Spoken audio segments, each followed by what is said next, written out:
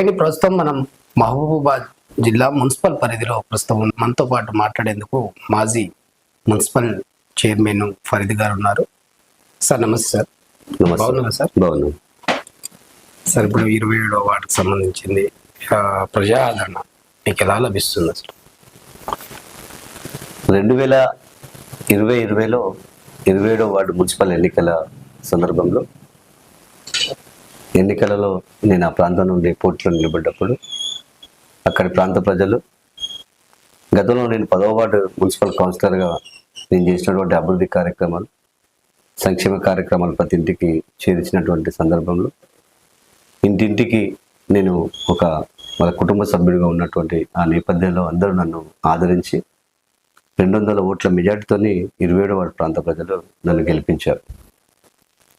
వారి నమ్మకాన్ని మొమ్ము చేయకుండా మేము గెలిచిన ఒక నెల రోజుల తర్వాత కరోనా లాక్డౌన్ లాంటి రావడం మీరు అందరు చూశారు. కానీ ఎక్కడ కూడా కరోనాను ఎదురించి ప్రజలకు అందుబాటులో ఉంటూ వారికి కావాల్సినటువంటి మెడికల్ కిట్లు కావచ్చు, వ్యాక్సిన్లు కావచ్చు, ఇతర నిత్యావసర సరుకులు కావచ్చు, కూరగాయలు కావచ్చు, అవి ఆ సందర్భంలో ఎవరు ఇంట్లో నుంచి బయటికి రానిటువంటి సందర్భంలో ఉన్నటువంటి మనం గమనించాం. కానీ ఒక నాయకుడిగా, ఒక ప్రజానాయకుడిగా వారు నన్ను ఎన్నుకున్నారు కాబట్టి ధైర్యంగా వారికి అందుబాటులో ఉంటూ సేవా కార్యక్రమం నిర్వహించాను. సార్, ఆ టైం మున్సిపల్ వైస్ చైర్మన్గా ఉన్నప్పుడు ఎటువంటి అభివృద్ధి అనేది మీ వార్డుకి ప్రత్యేకంగా అందించారు సార్? కరోనా లాక్డౌన్ 2 సంవత్సరాలు ఉన్నటువంటి నేపథ్యంలో కొంత అభివృద్ధి ఆలస్యమైంది. కానీ మిగతా 3 సంవత్సరాలలో సుమారు ఒక 50 లక్షల రూపాయల వ్యయంతో ఆనాటి మాజీ శాసనసభ్యులు శంకరన్న గారి ప్రత్యేక సిడిఎఫ్ నిధులతో వార్డుని మరింత, అంటే 36 వార్డులలో మీరు ఒక్కసారి మనం చెప్పడం కాదు, ఇన్ఫర్మేషన్ యాక్ట్ కింద తీసుకున్న, సమాచారం హక్కు ద్వారా తీసుకున్న, ఏ వార్డులో ఎంత అభివృద్ధి జరిగిందో మీరు ఒకసారి తీసుకుంటే రికార్డ్స్ వెళ్తాయి. అక్కడ వార్డులో పాతబడ్డ 20-30 సంవత్సరాల నుంచి పాతబడ్డటువంటి విద్యుత్ స్తంభాలను తొలగించి నూతన విద్యుత్ స్తంభాలను పెట్టించడం జరిగింది. సీసీ రోడ్లు వేయించడం జరిగింది, సైడ్ డ్రైన్లు వేయించడం జరిగింది, ప్రతి ఇంటికి డస్ట్బిన్లను ఇవ్వడం జరిగింది. హరితహారం భాగంగా కొన్ని కుటుంబాలకు పూల మొక్కలు, పండ్ల మొక్కలు ఇవ్వడం జరిగింది. ఎక్కడ వార్డులో ఏ అవసరం ఉన్నా అవన్నీ చేశాం. ప్రధాన రహదారి వివేకానంద సెంటర్ బస్టాండ్ ఎదుర్కొన్నటువంటి ప్రధాన రహదారిలో గత 15 సంవత్సరాల నుంచి ఒక పెద్ద విద్యుత్ ట్రాన్స్ఫారం ఉండే, దాన్ని ఎవరు తొలగించారు. కానీ నేను ఎప్పుడైతే ఎన్నికైనటువంటి ఒక నెల రోజుల్లోనే పట్టణ ప్రగతికి సంబంధించినటువంటి ఏదైతే కార్యక్రమం వచ్చిందో ఆ కార్యక్రమం మొదటి తీసుకున్నటువంటి కార్యక్రమం ఏవైతే విద్యుత్ ట్రాన్స్ఫారం ఉందో ట్రాన్స్ఫారం తొలగించి ఆ ప్రధాన రహదారిని అందరికీ అందుబాటులో నడిచే విధంగా చేయించడం జరిగింది. సరే, 27వ వార్డుకి సంబంధించిందే మనం మాట్లాడదాము. ఆ టైంలో మీరు ఈ 27వ వార్డుకి ఎటువంటి అభివృద్ధి చేశారు? ప్రధానమైనది ఏమైనా చూడగానే ఇది మంచిది అని చెప్పుకోవడానికి ఏమైనా చేశారు? 27వ వార్డు మహబూబాబాద్ పుట్టినప్పటి నుండి ఉంటుంది. ఆ ప్రాంతం మొత్తం కూడా, అంటే వాళ్ళ మహబూబాబాద్ జిల్లా వ్యాప్తమైంది, హెడ్ క్వార్టర్ ఉన్నది, చాలా కాలనీలు ఉన్నాయి, చాలా ఏరియాస్ వచ్చాయి. కానీ ఈ ప్రాంతం హనుమంతునిగడ్డ, బెస్త బజార్, రజక బజార్, వీటికి సంబంధించినటువంటి కాలనీలన్నీ కూడా గత 100 సంవత్సరాలు, అంటే చరిత్ర మహబూబాబాద్ చరిత్రలో ఉంది. 20-30 సంవత్సరాల నుంచి కూడా వేయనటువంటి సీసీ రోడ్లు వేయించడం జరిగింది. 20-30 సంవత్సరాలు పెండింగ్ ఉన్నటువంటి సైడ్ డ్రైన్లు కట్టించడం జరిగింది. ఇలా చెప్పుకుంటూ పోతే చాలా అభివృద్ధి కార్యక్రమాలు చేశారు. సార్, ప్రధానంగా ఇప్పుడు ఉన్న పాత పరిచయాలు ఇవి అన్ని కలిసి వచ్చే విషయం కనిపిస్తుందా అనేది మీ ఆత్మవిశ్వాసానికి తెలిసే ఉంటుంది. ఎందుకంటే ఆ ఉద్యమంలో తెలంగాణ తొలిదశ ఉద్యమకాడు ఎవరంటే మహబూబాబాద్లో ఫరీద్ గారు, ఫరీద్ అన్న అని పిలిచే విధంగా, ఫరీద్ అని కూడా పేరు కూడా పలకడానికి రాదు, అన్నా అని పిలిపిస్తారు. ఆ యొక్క మంచితనాన్ని మీరు తీసుకున్నారు, సంపాదించుకున్నారు. అదంతా ఓట్ల రూపంలో వచ్చే అవకాశం ఉందా అనేది మా ప్రశ్న. ఖచ్చితంగా. ఎందుకు అంటున్నా అంటే, ఎప్పుడైతే వార్డుకు సంబంధించినటువంటి రిజర్వేషన్లు మార్పులు జరిగాయో, 27వ వార్డు బీసీ జనరల్ ఉండే గతంలో, కానీ ఈ రిజర్వేషన్ నేపథ్యంలో జనరల్ మహిళ అయింది. గతంలో మహిళ ఉంటే నేను ఉంటానా, అంటే మా సతీమణిని ఎన్నికల్లో నిలబడిపిస్తానా లేదా అనే అంశం కొంత ఆలోచన పరంగా ఉండే. కానీ ఎప్పుడైతే ఈ వార్డు సంబంధించినటువంటి మహిళా రిజర్వేషన్ అయిందో, నేను ఆలోచనకు రాకముందే మా వార్డు సంబంధించినటువంటి మా ఆత్మీయులు, ఓకే. మా అక్కలు, మా అన్నలు, కులాలకు మతాలకు అతీతంగా నాకు ఫోన్లు చేయడం, నేరుగా నా ఇంటికి రావడం. నేనంటే అంటే నాకు ఆ రోజే నాకు గెలుపు నా కళ్ళలో కనిపించింది. వాళ్ళు ఎవరైతే నన్ను అట్లా అంటే ఒక ఓటర్ దగ్గరికి నాయకుడు వెళ్ళి ఓటు అడుగుతారు, కానీ ఓటర్లు నా దగ్గరకు వచ్చి ఖచ్చితంగా కూడా అవకాశం వదులుకోవద్దు, మీరు ఈ వార్డును వదిలిపెట్టి వెళ్ళకూడదు, ఇప్పటికీ మీరు అభివృద్ధి కార్యక్రమాలు చేశారు, ఇంక కొన్ని చేయాలంటే మిగిలినటువంటి అభివృద్ధి కార్యక్రమాలు చేయాలన్నా ప్రభుత్వం చూస్తున్నటువంటి సంక్షేమ పథకాలు అర్హులైనటువంటి వారికి అందించాలన్నా అది మీ నాయకత్వంలో అవుతుంది. మీ సతీమణి గారిని నిలబెట్టండి, మేము సహకరిస్తామని వాళ్ళు అప్పీల్ చేయడం అది చాలా సంతోషంగా అనిపించింది. వారి మాటకు కట్టుబడి ఇవాళ మా సతీమణి గారిని ఎన్నికల బరిలో నిలబడించిన. గతంలో 200 మెజార్టీ వస్తే ఈ దఫా 400+ మెజార్టీతో గెలవబోతున్నది నాకు అది అర్థమవుతుంది. సరే, ప్రధానంగా ఆ వార్డుకి సంబంధించి 36 వార్డులో అను ప్రతి ఒక్క వార్డులో మీ అడుగు పడే ఉంటుంది. మీరు చేసిన తర్వాత అభివృద్ధి ఏమైనా ఇంకా కొత్తగా ఏమైనా చూశారా మీరు? అది మమ్మల్ని అడగడం కాదు, కామన్ ప్రజలను అడగండి. ఓకే. మా పాలనలో మహబూబాబాద్ మొత్తం పట్టణంలో వైకుంఠ ధామాలు కట్టించినాం, ఓకే. చిల్డ్రన్స్ పార్క్స్ చేయించినాం, ఓకే. ఓపెన్ జిమ్లు కట్టించాం, veg and non veg market మొత్తం కూడా మా ప్రభుత్వంలో గత 2.5 సంవత్సరాల క్రితమే కేటీఆర్ గారి ద్వారా కట్టించి ప్రారంభించడానికి శంకుస్థాపన చేశాం. డబుల్ బెడ్రూమ్ పేదలకు ఇచ్చినాం, బీసీ బంధులు ఇచ్చాం. ఇలాంటి చెప్పుకునేది అయితే చాలా ఉన్నాయి మహబూబాబాద్ పట్టణంలో. కానీ కాంగ్రెస్ ప్రభుత్వం ఏర్పడ్డాక ఈ 2.5 సంవత్సరాలలో ఎక్కడైనా ఏ వార్డులోనైనా ఒక 50,000 రూపాయలైనా కావచ్చు, ₹1,00,000 వ్యయంతోనైనా కావచ్చు, ఒక చిన్న సైడ్ డ్రైన్ కట్టించినా, చిన్న సీసీ రోడ్ వేయించినా నేను దేనికంటే దానికి సిద్ధం.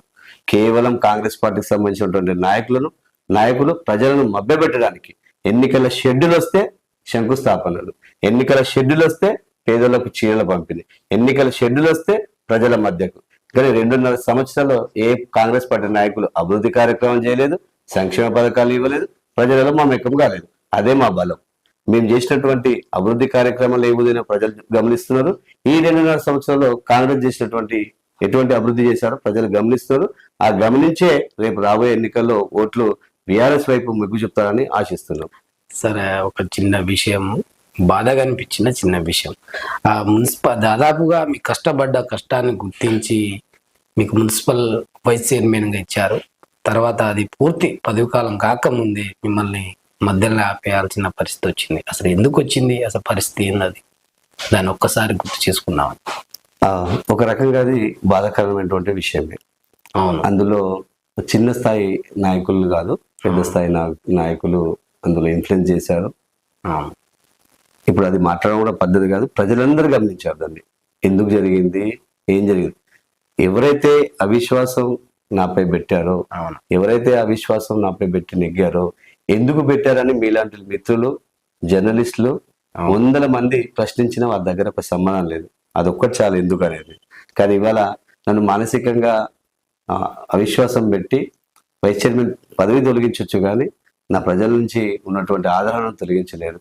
పార్టీలో నాకు అవమానం జరిగింది, కానీ అంతకంటే నాకు గౌరవాలు కూడా దక్కింది. నేను ఒక తెలంగాణ ఉద్యమకారుడిగా, బీఆర్ఎస్ అంటే ఒక రాజకీయం అంటే గౌరవాలు ఉంటాయి, అవమానాలు ఉంటాయి, అన్నింటినీ తట్టుకోవాలి.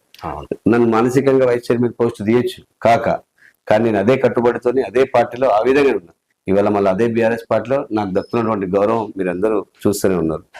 సరే, ఉద్యమంలో కేసీఆర్తో ఆనాడు 2002 ఆ టైం నుంచి మీరు కేసీఆర్ గురించి ఒక 2 నిమిషాలు మాట్లాడుకుందాం. సారు బాపు అంటే అందరికీ ప్రేమ, తెలంగాణ రాష్ట్ర వ్యాప్తంగా ఉన్నది. ఆ సార్తోనే మీ అడుగులు నడిచి మీరు చాలా కిలోమీటర్లు కూడా తిరిగిన పరిస్థితి. ఆ సార్కి మీద ఉన్న అనుబంధం ఏంటి సార్? వాస్తవంగా కూడా తెలంగాణ ఏర్పాటు వల్ల ఈ తెలంగాణ ప్రాంత ప్రజలకు ఎటువంటి బెనిఫిట్స్ వస్తాయో నాకు ఉద్యమం కంటే ముందు తెలియదు.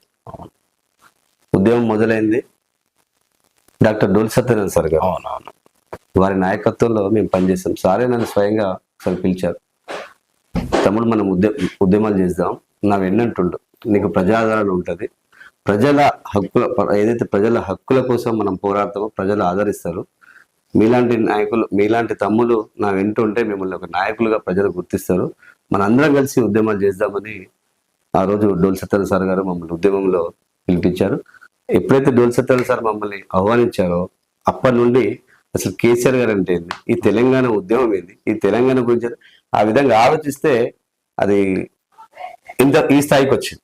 ఓకే. కేసీఆర్ గారు ఎందుకు ఉద్యమాలు మొదలు పెట్టారు, వారి త్యాగాలు ఏంటి, ఉద్యమం మొదలైన నుండి ఎన్ని పోరాటాలు జరిగినాయి, ఇవన్నీ చేసుకుంటూ పోతే మేము ఆ తెలంగాణ ఉద్యమంలో భాగస్వాములైనాం, రైలు రోకలు చేసినాం, రాష్ట్ర రోకలు చేసినాం, బందులు చేసినాం, లాఠీ చార్జీలు మా పైన ఉన్నాయి, ఒక 150 బైండోర్ కేసులు, 100 సివిల్ కేసులు, 2 సార్లు జైలుకి వెళ్ళినాం, మా వీపులు పగిలినాయి, మాకు ఎన్ని జరిగినా ఈ ప్రాంత ప్రజలందరూ కూడా గమనించారు. అవన్నీ కూడా భరిస్తేనే ఇవాళ ప్రజలు ఆదరించి ఈ స్థాయికి తీసుకొచ్చారు. రాజకీయాలు నాకు అవమానం జరిగింది, కానీ అంతకంటే నాకు గౌరవాలు కూడా దక్కినాయి. నేను ఒక తెలంగాణ ఉద్యమకారుడిగా బీఆర్ఎస్ అంటే ఒక రాజకీయం అంటే గౌరవాలు ఉంటాయి, అవమానాలు ఉంటాయి, అన్నింటినీ తట్టుకోవాలి. నన్ను మానసికంగా వైస్ చైర్మన్ పోస్ట్ తీయచ్చు కానీ నేను అదే కట్టుబడితోని అదే పార్టీలో ఆ విధంగా ఉన్నా. ఇవాళ మళ్ళీ అదే బీఆర్ఎస్ పార్టీలో నాకు దక్కుతున్నటువంటి గౌరవం మీరందరూ చూస్తూనే ఉన్నారు. సరే, ఉద్యమంలో కేసీఆర్తో ఆనాడు 2002 ఆ టైం నుంచి మీరు కేసీఆర్ గురించి ఒక 2 నిమిషాలు మాట్లాడుకుందాం. సారు బాపు అంటే అందరికీ ప్రేమ, తెలంగాణ రాష్ట్ర వ్యాప్తంగా ఉన్నది. ఆ సార్తోనే మీ అడుగులు నడిచి మీరు చాలా కిలోమీటర్లు కూడా తిరిగిన పరిస్థితి. ఆ సార్ మీద ఉన్న అనుబంధం ఏంటి సార్? వాస్తవంగా కూడా తెలంగాణ ఏర్పాటు వల్ల ఈ తెలంగాణ ప్రాంత ప్రజలకు ఎటువంటి బెనిఫిట్స్ వస్తాయో నాకు ఉద్యమం కంటే ముందు తెలియదు. ఉద్యమం మొదలైంది డాక్టర్ డోల్ సత్యనారాయణ సార్ గారు. అవునవును. వారి నాయకత్వంలో మేము పనిచేస్తాం. సారే నన్ను స్వయంగా ఒకసారి పిలిచారు, తమ్ముడు మనం ఉద్యమాలు చేద్దాం, నా వెన్నంటుండు, నీకు ప్రజాదరణ ఉంటుంది, ప్రజల హక్కుల ఏదైతే ప్రజల హక్కుల కోసం మనం పోరాడతామో ప్రజలు ఆదరిస్తారు, మీలాంటి నాయకులు మీలాంటి తమ్ములు నా వెంటుంటే మిమ్మల్ని ఒక నాయకులుగా ప్రజలు గుర్తిస్తారు, మనందరం కలిసి ఉద్యమాలు చేద్దామని ఆ రోజు డోల్ సత్యనారాయణ సార్ గారు మమ్మల్ని ఉద్యమంలో పిలిపించారు. ఎప్పుడైతే డోల్ సత్యాల సార్ మమ్మల్ని ఆహ్వానించారో అప్పటి నుండి అసలు కేసీఆర్ గారు అంటే ఏంది, ఈ తెలంగాణ ఉద్యమం ఏంది, ఈ తెలంగాణ గురించి ఆ విధంగా ఆలోచిస్తే అది ఈ స్థాయికి వచ్చింది.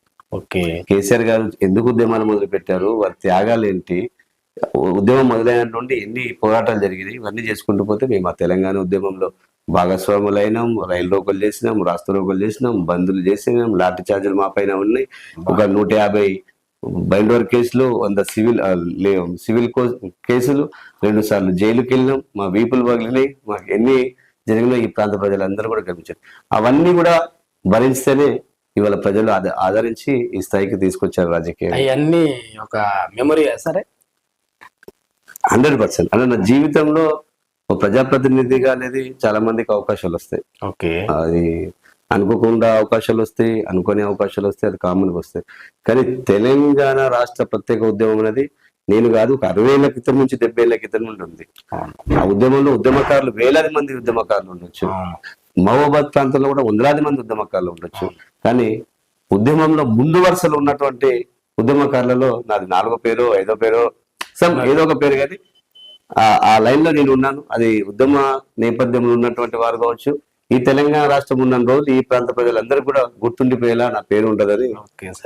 ఇంకోటి ఏంటంటే ఉద్యమకారులకు సంబంధించింది చూస్తే, ఉద్యమకారులకు కేసీఆర్ గారు ఎంతవరకు న్యాయం చేశారు అనేది మీ మనసుకు ఎలా అనిపిస్తుంది ఒకసారి చెప్పండి. 100% అండి. అంటే కాంగ్రెస్ ప్రభుత్వం లాగా ఉచిత హామీలు ఇచ్చి ఉద్యమకారులను మోసం చేసి ఉద్యమకారుల గురించి గొప్పగా చెప్పి వాళ్ళని అవమానించే ప్రభుత్వం కేసీఆర్ గారిది కాదు. కేసీఆర్ గారు ప్రతి ఒక్కరి ఉద్యమకారులను ముందుండి నడిపించారు. ఉద్యమకారులకు చాలా అవకాశాలు ఇచ్చారు. పిడమర్తి రవి గారికి అవకాశం ఇచ్చారు, బాలరాజు గారికి ఇచ్చారు, గాదే కిషోర్ లాంటి వారికి ఇచ్చారు. న్యాయవాదుల నుండి, ప్రభుత్వ ఉద్యోగస్తుల నుండి, ఎవరైతే ఏ సంస్థ నుండి ఉద్యమాలు చేశారో ఆ ఉద్యమకారులకు సముచిత న్యాయం కల్పించారు. ఉద్యమంలో నేను, మీరు, ఇంకెవరో పాల్గొనలేదండి. ఇది సకల జనులు ఉద్యమంలో పాల్గొన్నారు. ఒకరు ఇద్దరు అనేది కాదు. ఒకరు ముందు వరుసలో ఉండొచ్చు, ఒకరు వెనుక వరుసలో ఉండొచ్చు, ఒకరు ముందుండి నడపచ్చు, ఒకరు సైడ్ నుండి నడపచ్చు. ఈ ఉద్యమం నేను చేసా బాధ చేశా అని చెప్పడానికి అవకాశం లేదు. ప్రతి ఒక్కరు చేశారు. అమరవీరుల కుటుంబాలకు కేసీఆర్ గారు ఏం చేశారో ఒక బుక్కే ఉంటుంది.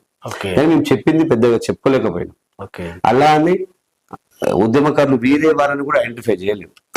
ఆనాడు అందరూ భాగస్వాములు అయితేనే ఇవాళ తెలంగాణ రాష్ట్రం ఏర్పడ్డది. కొంతమంది సార్ టెంట్లు వేసుకొని కూర్చుంటున్నారు. ఉద్యమం చేసినాం, మనం బాధపడుతున్నాం, మమ్మల్ని ఎవరు ఆదుకోవట్లేదు, తెలంగాణ కోసం పూర్తి స్థాయిలో కష్టపడ్డాం అని ఇప్పటికీ వాళ్ళ బాధలను రుదిస్తా ఉన్నారు. కొద్దిగా 250 గజాల భూమి అది ఇస్తామని అన్నారు, మాకు ఇంత కొంత ఎంతో భరోసా ఇస్తామని చెప్పారు, మర్చిపోయారు మమ్మల్ని అని వాళ్ళ బాధ అనేది రుదిస్తున్నారు. దీన్ని ఎలా చూస్తారు మీరు? ఖచ్చితంగా కాంగ్రెస్ ప్రభుత్వంపై మేము పోరాడతాం. కాంగ్రెస్ ఏదైతే కేవలం ఉద్యమకారులకు చెప్పినటువంటి మేనిఫెస్టోలో హక్కులు కాదు, ఉద్యమకారులకు ఇచ్చినటువంటి హక్కులపై, అదేవిధంగా 420 హామీలపై, 6 గ్యారెంటీలపై నిలదీస్తున్నాం. ఇప్పటికే రాష్ట్రం నుండి గల్లీ వరకు కాంగ్రెస్ ప్రభుత్వం నిలదీస్తున్నాం. ఉద్యమకారులకు చెప్పినటువంటి ఏవైతే 500 గజాల స్థలం కావచ్చు, ఇంకా ఎటువంటి హామీలు ఏవైతే ఉన్నాయో ఆ హామీలన్నీ నెరవేర్చే వరకు వారు వెంటూ ప్రజల పక్షాన, ఉద్యమకారుల పక్షాన బీఆర్ఎస్ పార్టీ ఉంటుంది. వాళ్ళ హక్కులను సాధిస్తాం.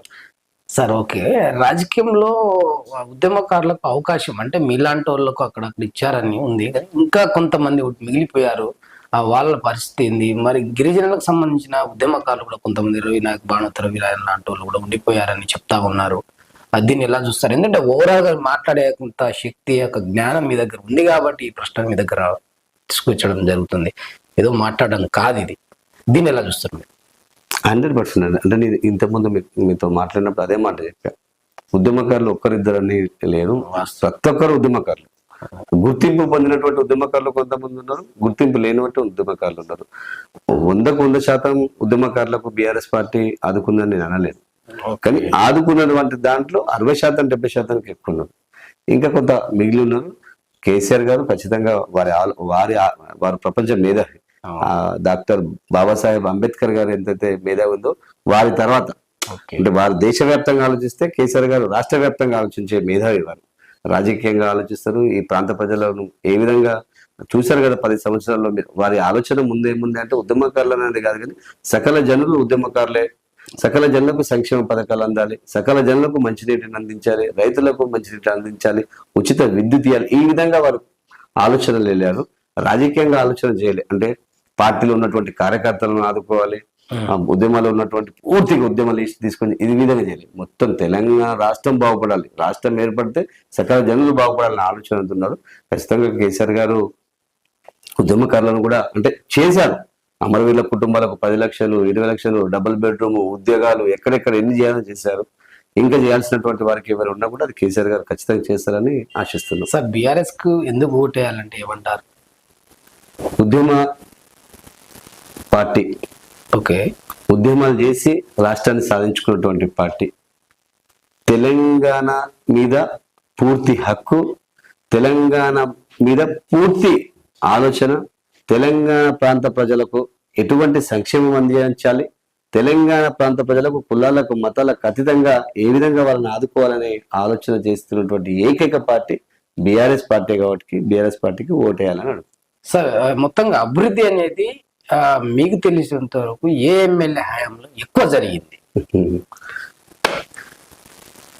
నా బచ్పన్ నుంచి చూస్తున్నాను, చేశారు.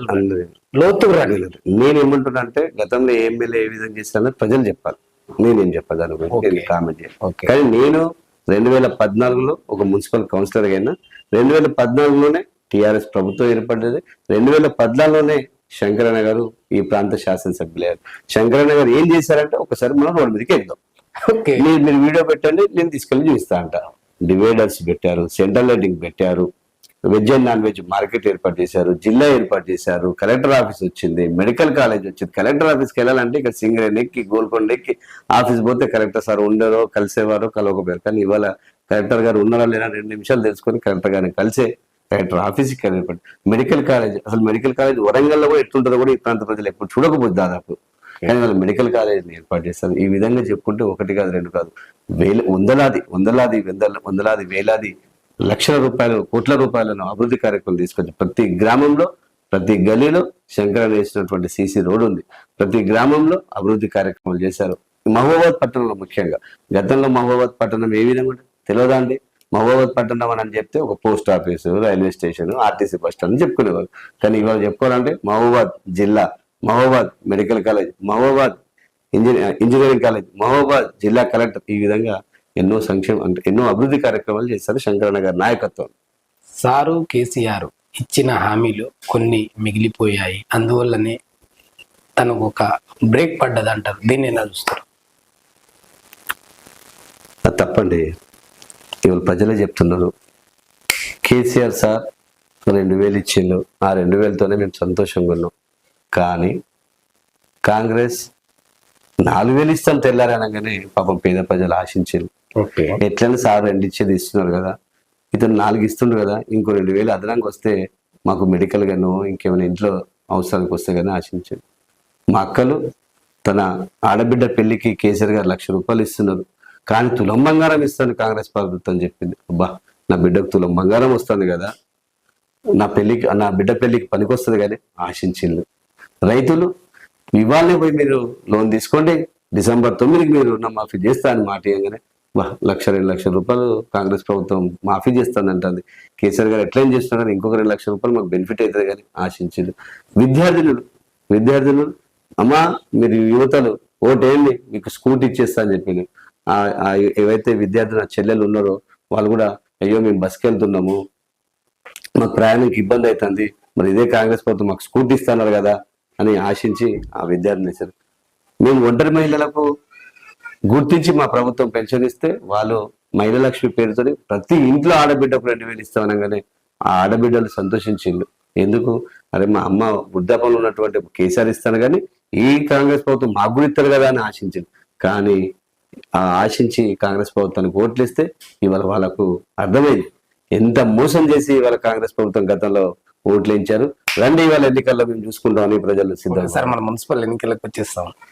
ఏమన్నా సరిగా చివరికి 27వ వార్డుకు సంబంధించిన దాంట్లో 11వ తారీఖు పోలింగ్ ఉంది. మరి మీ యొక్క ఓటర్ మహాశయులను ఒక్కసారి ఓటు ఎలా ఆడుతారు ఒకసారి చూడండి. 27వ వార్డు ఓటర్ మహాశయులు అందరూ కూడా పేరు పేరున నమస్కారాలు తెలియజేస్తున్నా. గతంలో మీరు సహకరించినటువంటి, మీరు ఆశీర్వదించి నన్ను మున్సిపల్ కౌన్సిలర్గా ఎన్నిక చేయించడం జరిగింది.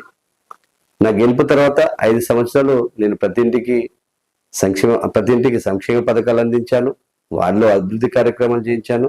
మీరందరికీ తెలుసు నేను ఎటువంటి కార్యక్రమాలు చేశాను.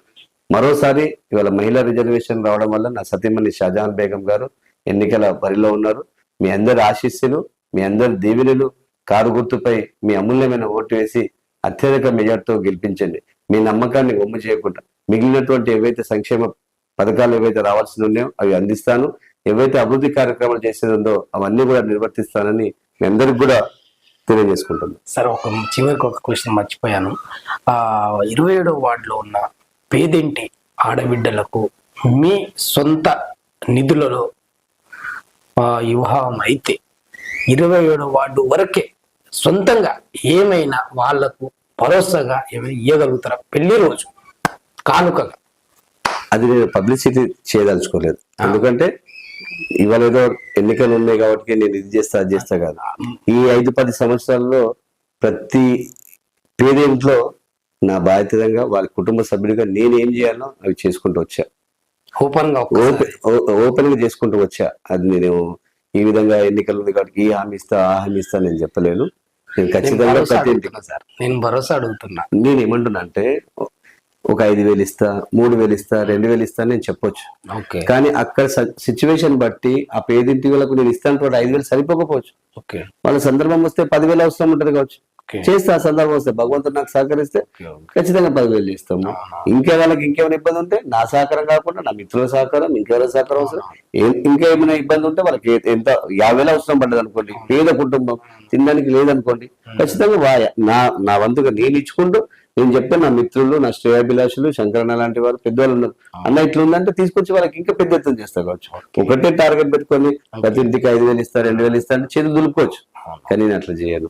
ఆ సందర్భంలో అక్కడ ఉన్నటువంటి సిచ్యువేషన్ తగ్గట్టు వారి కుటుంబ సభ్యులుగా నేను ఏం చేయాలని చేస్తాను. సార్, ఇష్టమైన దేవుడు?